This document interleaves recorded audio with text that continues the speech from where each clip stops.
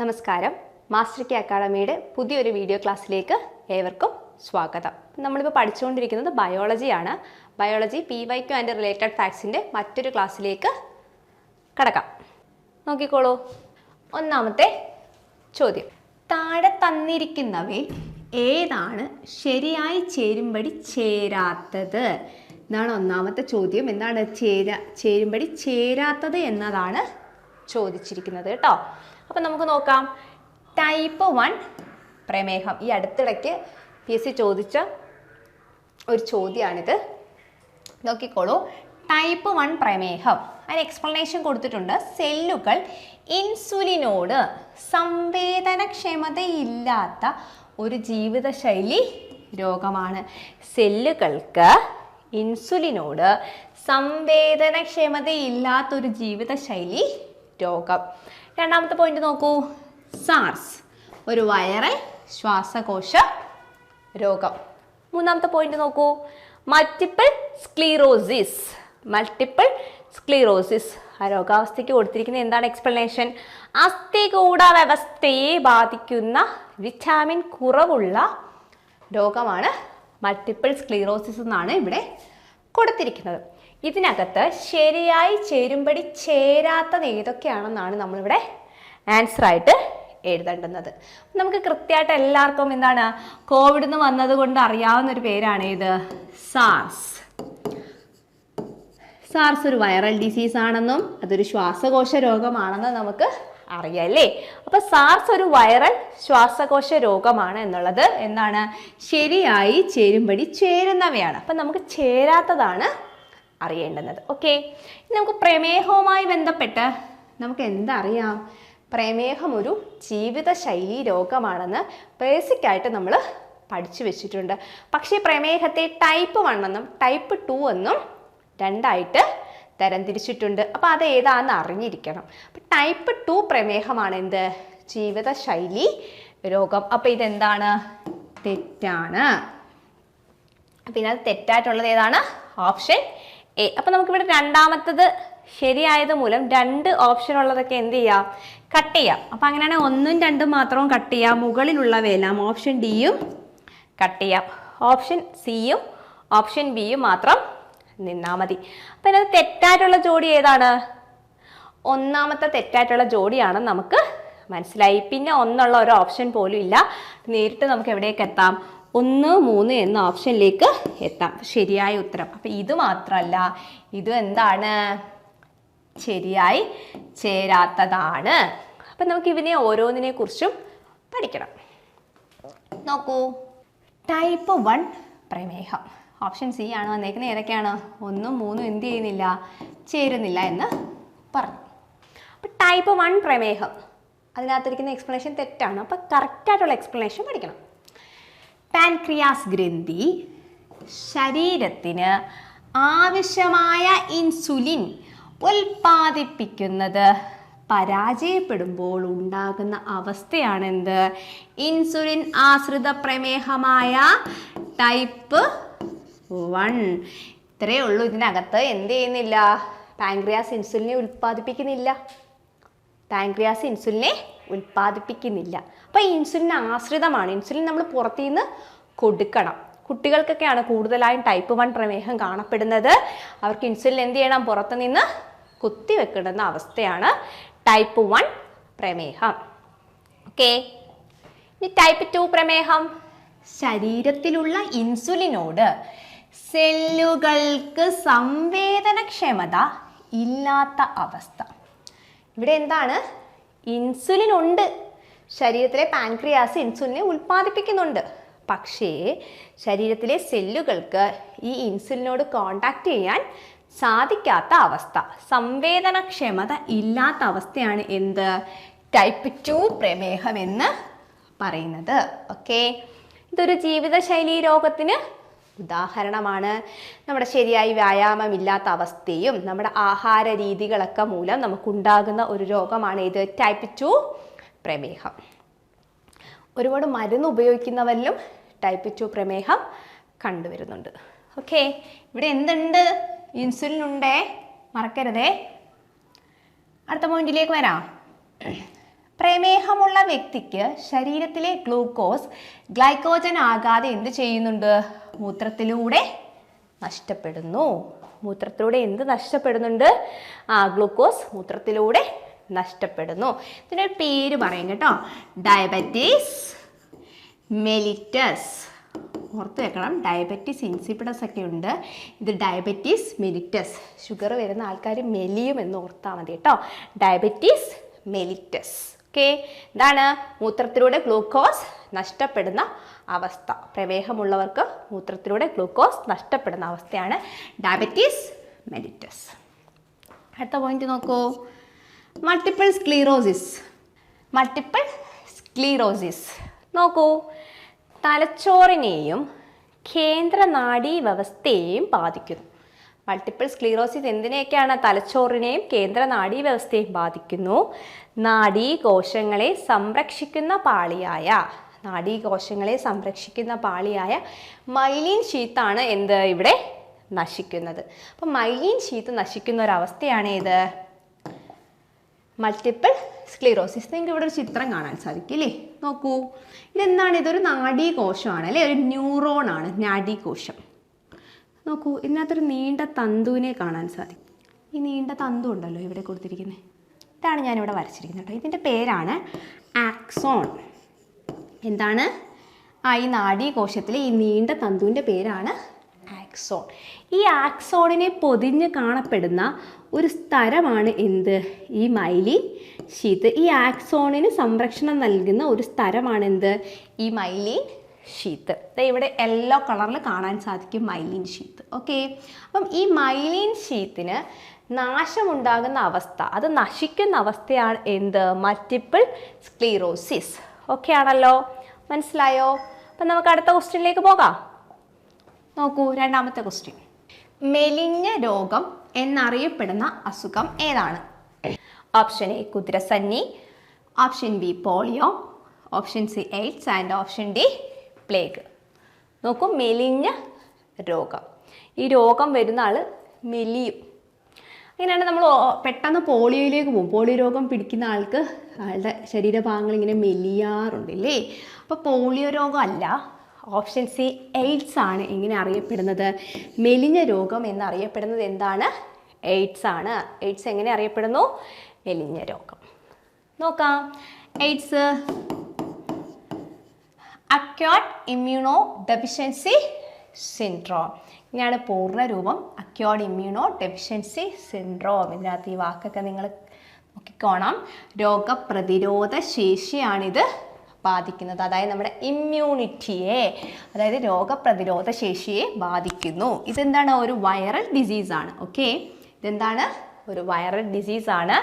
Human immunodeficiency virus ആണ്, HIV virus കേട്ടോ. HIV human immunodeficiency virus. ശരീരത്തിലെ ശ്വേത രക്താണുക്കളെയാണിത് ലക്ഷ്യം വെക്കുന്നത്. നമുക്കറിയാം ഇമ്മ്യൂണിറ്റിയുമായി ബന്ധപ്പെട്ടത് ആരാണ്? WBCകളാണ് അല്ലേ, ശ്വേത രക്താണുക്കളാണ്. അപ്പോൾ ഈ WBC ആണ് എന്ത് ലക്ഷ്യം വെക്കുന്നത്? ഈ HIV വൈറസ് ലക്ഷ്യം വെക്കുന്നത്. അതുകൊണ്ട് തന്നെ നമ്മുടെ രോഗപ്രതിരോധ ശേഷി ഇത് ബാധിക്കുന്നു. എയ്ഡ്സ് രോഗം ബാധിച്ചവർക്ക് മറ്റ് അസുഖങ്ങൾ വളരെ പെട്ടെന്ന് തന്നെ പിടിപെടും, കാരണം അവർക്ക് പ്രതിരോധ ശേഷി ഇല്ലാത്തതാണ് കാരണം. ഓക്കെ, നമുക്ക് അടുത്ത ക്വസ്റ്റ്യനിലേക്ക് പോകാം. നോക്കൂ, മൂന്നാമത്തെ ചോദ്യം, ഭക്ഷ്യശൃംഖലയുടെ പ്രാഥമിക ഉപഭോക്താക്കൾ ആരൊക്കെ? എന്താണ് ചോദ്യം? ഭക്ഷ്യശൃംഖലയുടെ പ്രാഥമിക ഉപഭോക്താക്കളെയാണ് ചോദിച്ചിരിക്കുന്നത്. ഭക്ഷ്യശൃംഖല അറിഞ്ഞിരിക്കണം അതിനകത്ത് അല്ലേ? ഓപ്ഷൻ എ പ്രാഥമിക മാംസഭുക്ക്, സസ്യങ്ങൾ, സസ്യഭുക്ക്, സസ്യപ്ലവകങ്ങൾ. ഓക്കെ, സസ്യപ്ലവകങ്ങൾ. പ്രാഥമിക മാംസഭുക്ക്, സസ്യങ്ങൾ, സസ്യഭുക്ക്, സസ്യപ്ലവകങ്ങൾ. ഇതിനകത്തെ പ്രാഥമിക ഉപഭോക്താക്കളെ അറിഞ്ഞിരിക്കണമെങ്കിൽ ഒരു ഭക്ഷ്യശൃംഖല കൃത്യമായി അറിഞ്ഞിരിക്കണം. നമുക്കറിയാം പുല്ല്, പുൽച്ചാടി, തവള, പാമ്പ് എന്നിങ്ങനെ നമ്മൾ പഠിച്ചിട്ടുണ്ട് അല്ലേ? നോക്കൂ, ഇവിടുത്തെ ഉത്തരം പ്രാഥമിക ഉപഭോക്തൃ എന്ന് വെച്ചാൽ ഫസ്റ്റ് കൺസ്യൂമറെയാണ് ചോദിച്ചിരിക്കുന്നത്. അപ്പം ആദ്യം നമ്മൾ എന്താ പഠിക്കേണ്ടുന്നത്? ഭക്ഷ്യശൃംഖല എടുത്ത് നോക്കാം. നോക്കൂ, ഭക്ഷ്യശൃംഖലയിൽ ആദ്യം കൊടുത്തിരിക്കുന്ന എന്തിനെയാണ്? പുല്ലാണ് കൊടുത്തിരിക്കുന്നത്, സസ്യത്തെയാണ് കൊടുത്തിരിക്കുന്നത്. അപ്പൊ സസ്യം എന്താണ്? ഒരു പ്രൊഡ്യൂസറാണ് അല്ലേ? ആ സസ്യത്തെ ആദ്യമായിട്ട് കൺസ്യൂം ചെയ്യുന്ന ആരാണ്? പുൽച്ചാടിയാണ്. അതായത് ആദ്യത്തെ ഉപഭോക്താവ് ആരാണ് ഇവിടെ? പുൽച്ചാടിയാണ്. പുൽച്ചാടി ഒരു സസ്യഫുക്കാണ്. പുൽച്ചാടി എന്താണ്? ഒരു സസ്യഫുക്കാണ്. അപ്പൊ പ്രാഥമിക ഉപഭോക്താവ് ആരാണെന്ന് വെച്ചാൽ, പ്രാഥമിക ഉപഭോക്താവ് ആരാണ്? പ്രൈമറി കൺസ്യൂമർ ആരാണ്? സസ്യഫുക്കാണ്. ഓക്കെ, മനസ്സിലായോ ഇതെങ്ങനെയാണ് സസ്യഫുക്കിലേക്ക് എത്തിയെന്ന്? ഇവിടെ ഒരു പിരമിഡ് കൊടുത്തിട്ടുണ്ട്, നോക്കൂ. ഏറ്റവും താഴത്തെ തട്ടിൽ പ്രൊഡ്യൂസറാണ് കേട്ടോ. ഏറ്റവും താഴത്തെ തട്ടിൽ എന്താണ്? പ്രൊഡ്യൂസേഴ്സ് ആണ്. പ്രൊഡ്യൂസേഴ്സ്. ഏറ്റവും താഴത്തെ തട്ടിലെല്ലാം എന്താണ്? സസ്യങ്ങളാണ് കൊടുത്തിരിക്കുന്നത്. അവിടെ എന്താണ്? കൂടുതലായിട്ടുണ്ട് പ്രൊഡ്യൂസേഴ്സ് ആണ്. അവർ ആഹാരം എന്ത് ചെയ്യുന്നു? സ്വന്തമായി നിർമ്മിക്കുന്നവരാണ് ആര്? സസ്യങ്ങൾ. അതുകൊണ്ട് അവരെ നമുക്ക് പ്രൊഡ്യൂസേഴ്സ് എന്ന് വിളിക്കാം. ഈ സസ്യങ്ങളെ ആഹാരമാക്കുന്നവരാണ് പ്രൈമറി കൺസ്യൂമേഴ്സ്. പ്രാഥമിക ഉപഭോക്താക്കൾ എപ്പോഴും സസ്യഫുക്കുകളാണ്. സസ്യമാണ് അവർ കഴിക്കുന്നത്. അതിന് എക്സാമ്പിളാണ് പുൽച്ചാടി, ചിത്രശലഭം, ചെറിയ കാറ്റർപില്ലേഴ്സ് ഒക്കെ നമുക്ക് അതിനകത്ത് എക്സാമ്പിളായിട്ട് പറയാം. ഭക്ഷ്യശൃംഖല എന്ത് ചെയ്തിരിക്കുകയാണ്? കുറഞ്ഞു വരികയാണ്. അടുത്താണ് സെക്കൻഡറി കൺസ്യൂമേഴ്സ്. എപ്പോഴും സെക്കൻഡറി കൺസ്യൂമേഴ്സ് ആരായിരിക്കും? മാംസ്യഫുക്കുകളാണ്. അതായത് പ്രൈമറി കൺസ്യൂമർ ആയിട്ടുള്ള സസ്യഫുക്കിനെയാണ് ആര് ഭക്ഷിക്കുന്നത്? ഈ മാംസഫുക്കുകൾ. നോക്കൂ, ഇവിടെ നമുക്ക് ഈ ഒരു പുൽച്ചാടി എടുക്കാം. ഈ പുൽച്ചാടി ഈ പുല്ല് കഴിക്കില്ലേ? ഈ പുൽച്ചാടി ആരാണ് കഴിക്കുന്നത്? ഈ എലിയോ ഈ തവളയോ ഈ കുരുവിയോ ഒക്കെ കഴിക്കും അല്ലേ? അപ്പോൾ ഇവിടെ എന്താണ്? Secondary consumers. ഇവിടെ പഠിക്കേണ്ടുന്ന കാര്യം, സെക്കൻഡറി കൺസ്യൂമേഴ്സ് ആരാണ്? ദ്വിതീയ ഉപഭോക്താക്കൾ എപ്പോഴും ആരായിരിക്കും? മാംസഫുക്കുകൾ. പ്രാഥമിക മാംസഫുക്കായിരിക്കും. പിന്നെ അടുത്ത ലെവൽ എങ്ങനെയാണ്? ഇവരെ ഭക്ഷിക്കുന്ന അടുത്ത മാംസഫുക്കുകൾ എന്താണ്? ട്രോപ്പിക് ലെവൽ കുറഞ്ഞു കുറഞ്ഞു കുറഞ്ഞ് എണ്ണം കുറഞ്ഞു കുറഞ്ഞു പോകും. മൃഗങ്ങളുടെ വലിപ്പം കൂടി കൂടി പോകും. ഓക്കെ, നോക്കൂ, ഭക്ഷ്യശൃംഖലയിലെ ആദ്യത്തെ കണ്ണി ആരാണ്? സസ്യങ്ങളാണ്. പ്രാഥമിക ഉപഭോക്താക്കൾ എന്നാൽ സസ്യത്തെ ഭക്ഷിക്കുന്നവരാണ്. ദ്വിതീയ ഉപഭോക്താക്കൾ എന്നാൽ സസ്യത്തെ ഭക്ഷിക്കുന്നവർ, സസ്യഫുക്ക്. ദ്വിതീയ ഉപഭോക്താക്കൾ എന്നാൽ മാംസഫുക്കുകളാണ്. അവസാനത്തെ കണ്ണി ആരായിരിക്കും? വിഘാടകരാണ് അല്ലേ? അവസാനത്തെ കണ്ണി ആരാണ്? വിഘാടകരാണ്. അതെന്താണ്? സാപ്രോഫൈറ്റ്സ് ഒക്കെയാണ് എന്ത്? വിഘാടകർ എന്ന് പറയും അല്ലേ? വിഘാടകർ എന്ന് വെച്ചാൽ എന്താണ്? ഈ സൂക്ഷ്മ ജീവികളാണ്. വളരെ സൂക്ഷ്മ ജീവികളാണ് ആര്? വിഘാടകർ കേട്ടോ. അതായത് ഒരു ചത്ത ഒരു ശരീരത്തെ മണ്ണിലേക്ക് ലയിപ്പിക്കാനൊക്കെ സഹായിക്കുന്നത് ആരാണ്? വിഘാടകരാണ്. ഓക്കെ, നമ്മൾ നേരത്തെ പറഞ്ഞോണം, പുല്ല്, പുൽച്ചാടി, പുൽച്ചാടിയെ കഴിക്കുന്ന തവള ആരാണിത്? സെക്കൻഡറി കൺസ്യൂമറാണ്. പിന്നെ ഇതാരാണ്? പാമ്പ്, കഴുകൻ, വിഘാടകർ. നിങ്ങൾക്കറിയാം. അടുത്ത ക്വസ്റ്റ്യനിലേക്ക് പോകാം. വളരെ വലിയൊരു ക്വസ്റ്റ്യനാണ്. ചെറുതായിട്ടുള്ള കാര്യങ്ങൾ മാത്രമേ ഉള്ളൂ.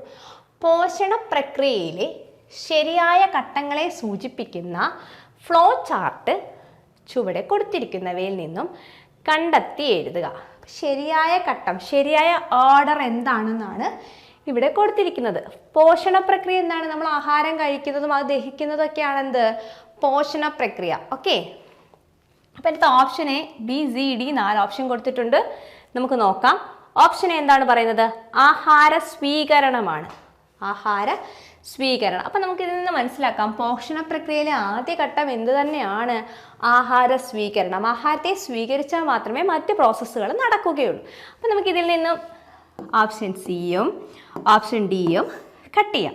ഇതിനകത്ത് ആദ്യം പറഞ്ഞിരിക്കുന്നത് എന്താണ്? സ്വാംശീകരണമാണ്.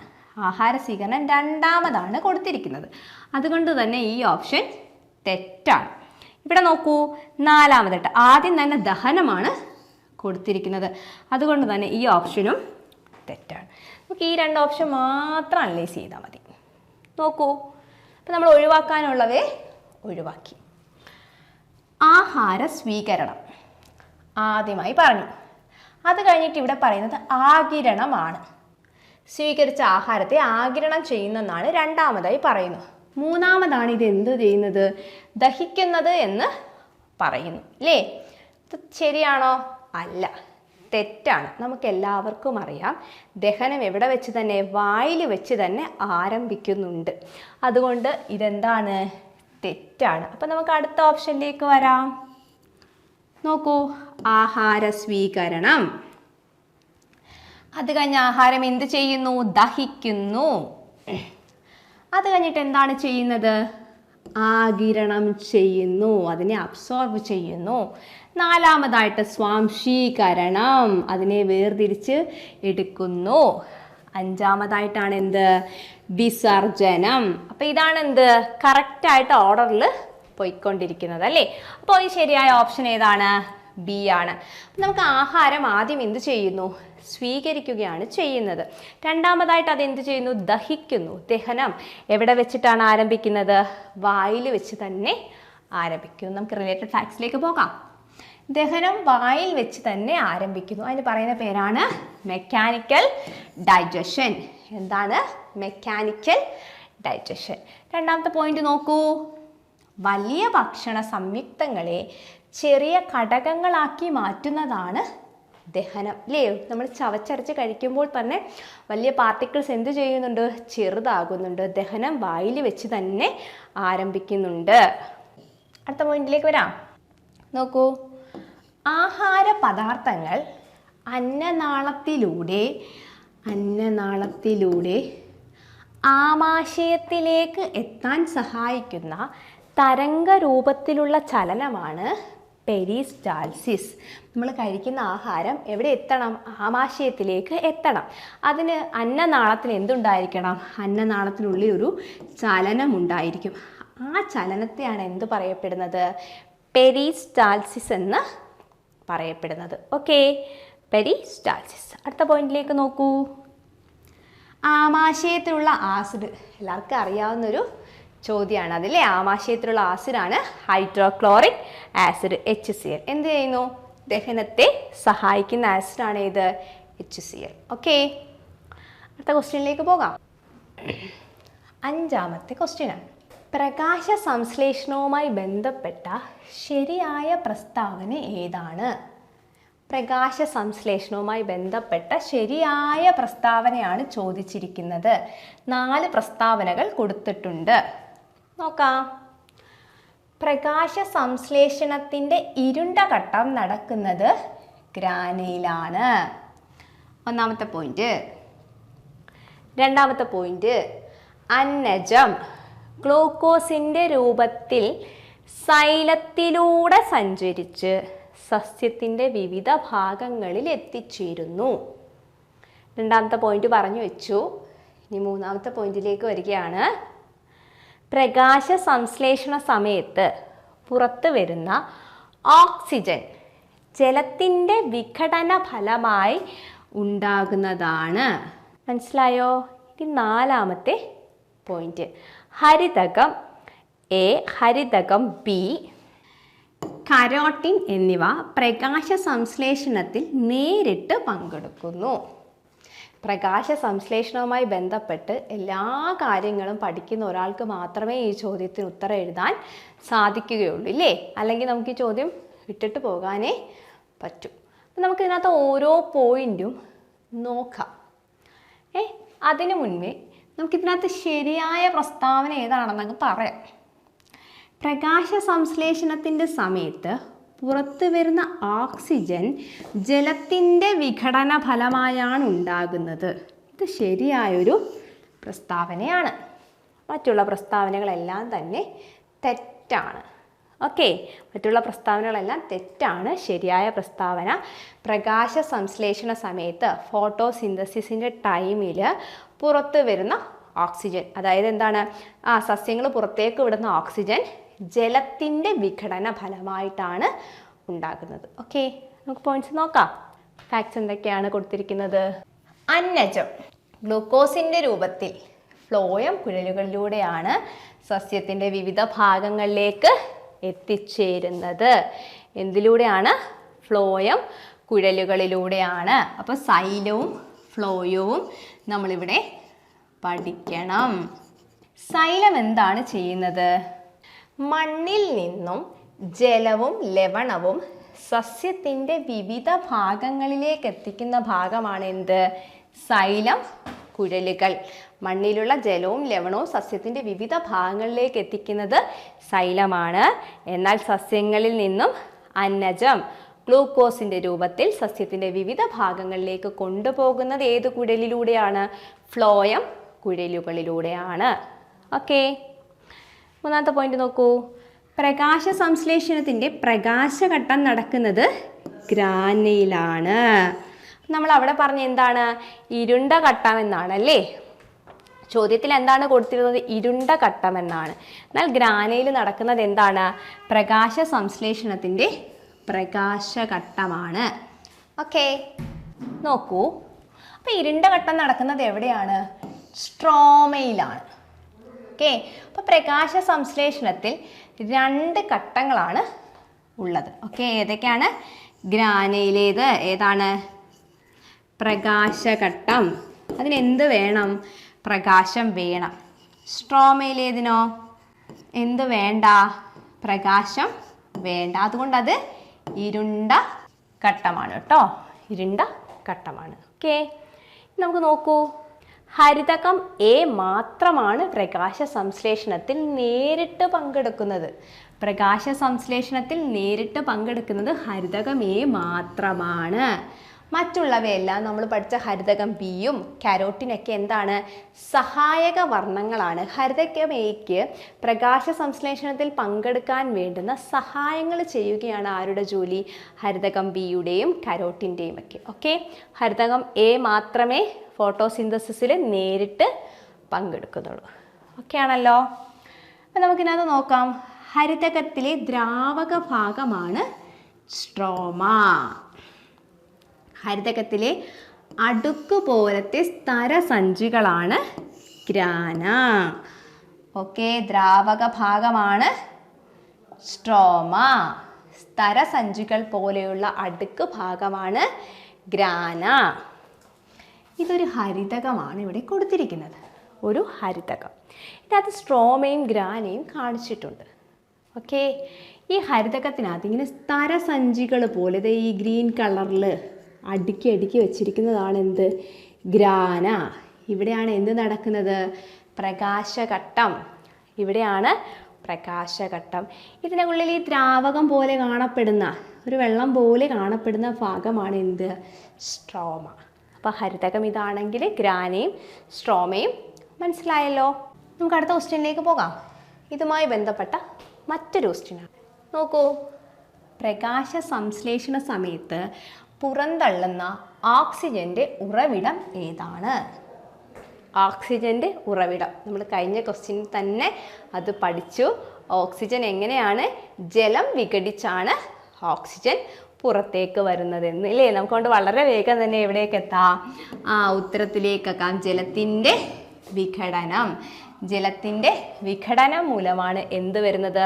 പ്രകാശ സംശ്ലേഷണ സമയത്ത് ഓക്സിജൻ പുറത്തേക്ക് വരുന്നത്. ഓക്കെ, ഇവിടെ കുറച്ച് കാര്യങ്ങളൊക്കെ ചോദിച്ചിട്ടുണ്ട്. അന്നജത്തിൻ്റെ വിഘടനം, കാർബൺ ഡൈ ഓക്സൈഡിൻ്റെ വിഘടനം, ATPയുടെ വിഘടനം ഒക്കെ. അതിനകത്ത് ഏറ്റവും കൂടുതൽ നമ്മൾ ഓപ്റ്റ് ചെയ്യുന്നത് എന്താണ്? കാർബൺ ഡൈ ഓക്സൈഡിൻ്റെ വിഘടനമായിരിക്കാം. എന്നാൽ അത് തെറ്റാണ്. ജലത്തിൻ്റെ വിഘടനം മൂലമാണ് ഓക്സിജൻ പുറത്തേക്ക് വരുന്നത്. ഇവിടെ ഒരു പിക്ചർ കൊടുത്തിട്ടുണ്ട്. നമുക്ക് ആ പിക്ചർ വെച്ച് വ്യക്തമായി പഠിക്കാം. നോക്കൂ, ഈ പിക്ചറിനകത്ത് നമുക്കൊരു ഹരിതകത്തെയും അതിനകത്തെ ഘട്ടങ്ങളെയും മനസ്സിലാക്കാം. ഇതൊരു ഹരിതകമാണ് കേട്ടോ. ഇതിനകത്ത് ഇങ്ങനെ അടുക്കടുക്കായിട്ട് കാണപ്പെടുന്ന എന്താണ്? നമ്മൾ നേരത്തെ പറഞ്ഞു. എന്താണിത്? ഗ്രാനയാണ്. ഗ്രാന സ്തരസഞ്ചികളുടെ അടുക്ക് പോലെയാണ് എന്ത്? സ്തരസഞ്ചികളുടെ അടുക്ക് പോലെയാണ് എന്ത് കാണപ്പെടുന്നത്? ഗ്രാന കാണപ്പെടുന്നത്. ഓക്കെ, അപ്പോൾ ഇനി അടുത്ത എന്താണ്? സ്ട്രോമ. അതെന്താണ്?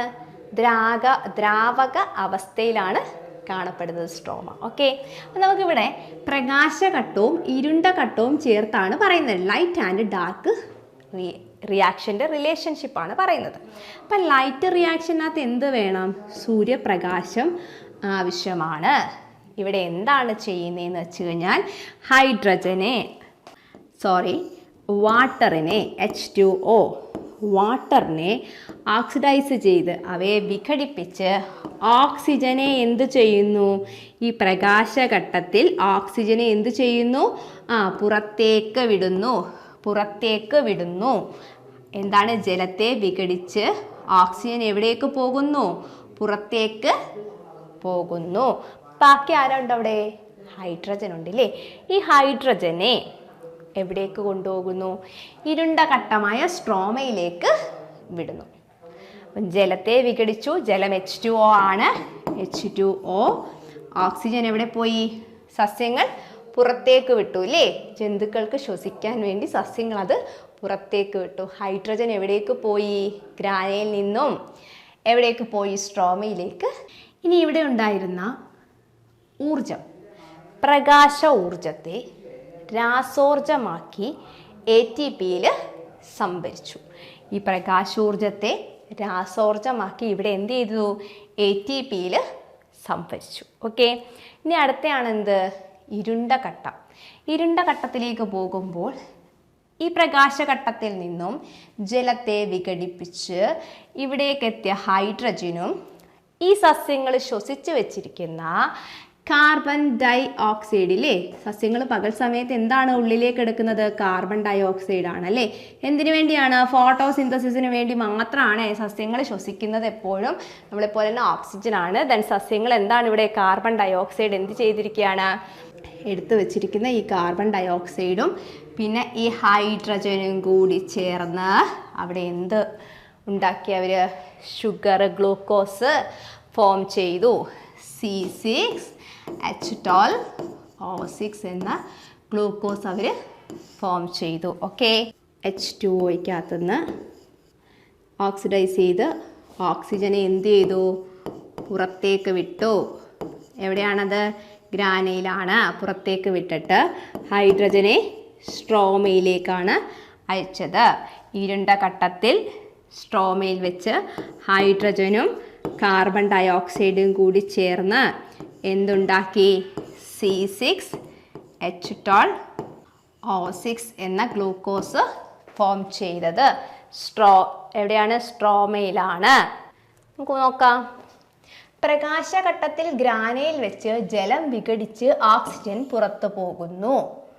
ഒന്നാമത്തെ പോയിന്റ് ആണേ. രണ്ടാമത്തെ പോയിന്റ് എന്താണ് പറയുന്നത്? ഹൈഡ്രജൻ എന്നിട്ട് എവിടേക്ക് പോകുന്നു? ഓക്സിജൻ അല്ലേ പുറത്തു പോയുള്ളൂ. ഹൈഡ്രജൻ സ്ട്രോമയിലേക്ക് പോയി. ഇനി അടുത്ത എന്താണ്?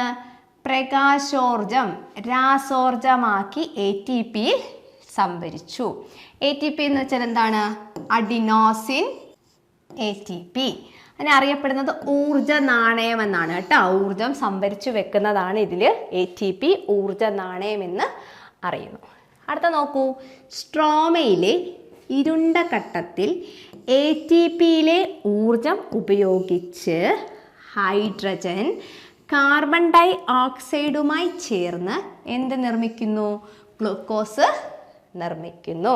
അപ്പം എങ്ങനെയാണ്? സ്ട്രോമയിലെ ഇരുണ്ട ഘട്ടത്തിൽ ATPയിലെ ഊർജം ഉപയോഗിച്ച് ഹൈഡ്രജൻ കാർബൺ ഡൈ ഓക്സൈഡുമായി ചേർന്ന് ഗ്ലൂക്കോസ് നിർമ്മിക്കുന്നു. ഓക്കെ, മനസ്സിലായല്ലോ? നമുക്ക് അടുത്ത പോയിന്റ് കൂടെ നോക്കാം. പ്രകാശഘട്ടത്തിൻ്റെ തുടർച്ചയാണ് എന്ത്? ഇരുണ്ട ഘട്ടം അല്ലേ? ഈ പ്രകാശഘട്ടം, ഇവിടെ നടക്കുന്ന പ്രകാശഘട്ടത്തിൻ്റെ തുടർച്ചയാണ് എന്ത്? ഈ ഇരുണ്ട ഘട്ടം. ഇരുണ്ട ഘട്ടത്തിനെ നമുക്ക് എങ്ങനെയും കൂടി അറിയാം? കാൽവിൻ സൈക്കിൾ എന്ന് കൂടി പറയുന്നുണ്ട് കേട്ടോ.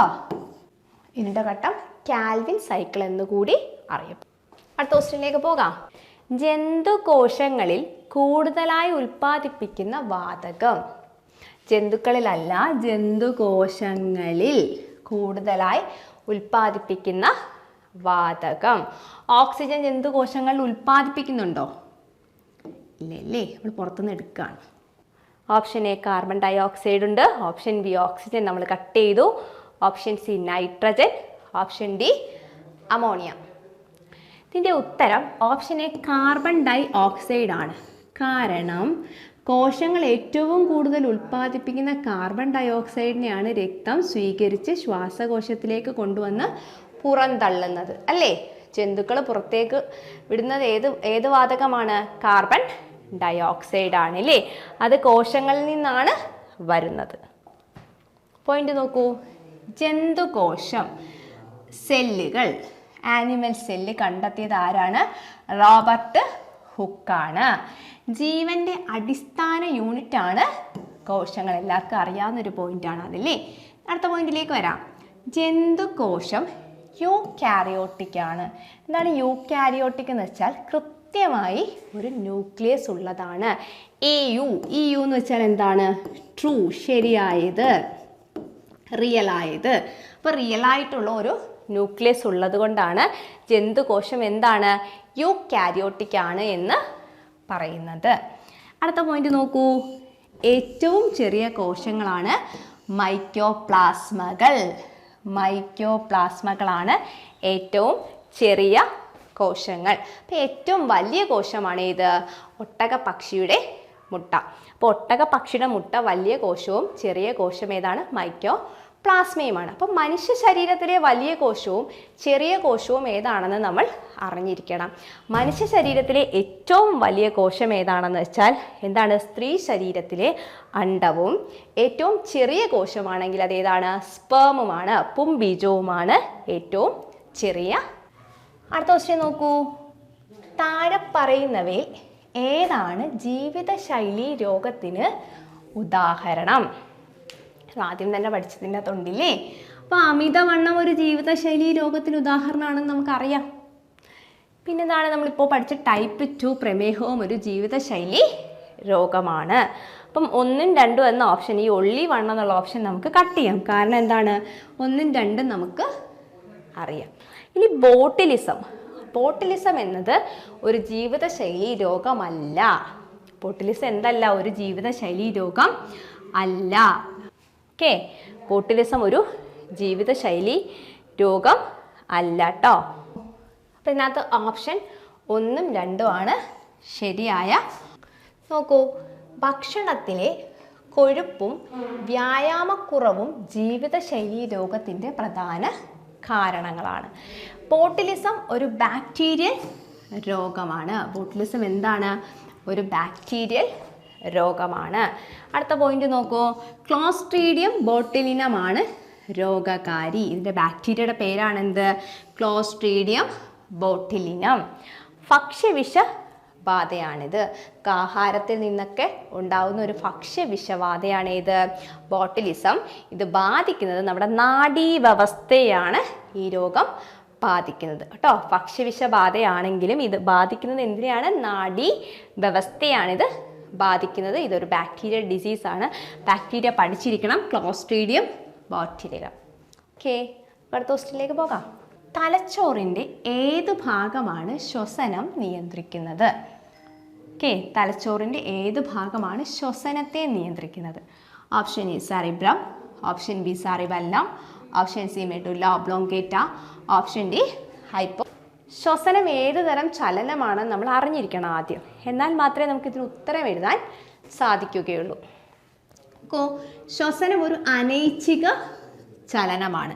ശ്വസനം ഒരു അനൈച്ഛിക ചലനമാണ്. ഓക്കെ, അപ്പം അനൈച്ഛിക ചലനങ്ങളെ നിയന്ത്രിക്കുന്നത് ഏതാണ്? മെഡുല്ല ഒബ്ലോങ്കേറ്റയാണ് എന്തിനെ നിയന്ത്രിക്കുന്നത്? അനൈച്ഛിക ചലനത്തെ നിയന്ത്രിക്കുന്നത്. ഓക്കെ, അപ്പം ശ്വസനം എന്താണ്? ഒരു അനൈച്ഛിക ചലനമാണ്. അനൈച്ഛിക ചലനത്തെ നിയന്ത്രിക്കുന്നത് മെഡുല്ല ഒബ്ലോങ്കേറ്റയാണ്. അപ്പം ഇതിൻ്റെ ഉത്തരം ഓപ്ഷൻ സി ആണ്, മെഡുല്ല. നോക്കാം, ഒന്നാമത്തെ പോയിന്റിലേക്ക് വരൂ. ശ്വസനം എന്നതൊരു അനൈച്ഛിക പ്രവർത്തനമാണ്. അനൈച്ഛിക പ്രവർത്തനങ്ങളെ നിയന്ത്രിക്കുന്ന ഭാഗമാണ് മെഡുല്ല ഒബ്ലോങ്കേറ്റ. അടുത്ത പോയിന്റിലേക്ക് വരാം. ശരീരത്തിൻ്റെ സന്തുലനാവസ്ഥ നിയന്ത്രിക്കുന്ന അവയവമാണ് സെറിബെല്ലം. നമ്മൾ അനൈച്ഛിക പ്രവർത്തനത്തെക്കുറിച്ച് പറഞ്ഞു. അപ്പോൾ ഐച്ഛിക പ്രവർത്തനത്തെ നിയന്ത്രിക്കുന്നത് ആരാണ്? സെറിബ്രമാണ് അല്ലേ. സെറിബ്രം നമ്മുടെ മുകൾ ഭാഗത്ത്, തലച്ചോറിൻ്റെ മുൻഭാഗത്തായിട്ടുള്ള സെറിബ്രമാണ് ഐച്ഛിക പ്രവർത്തനങ്ങളെ നിയന്ത്രിക്കുന്നത്. ശരീരത്തിൻ്റെ സന്തുലനാവസ്ഥയുണ്ട്.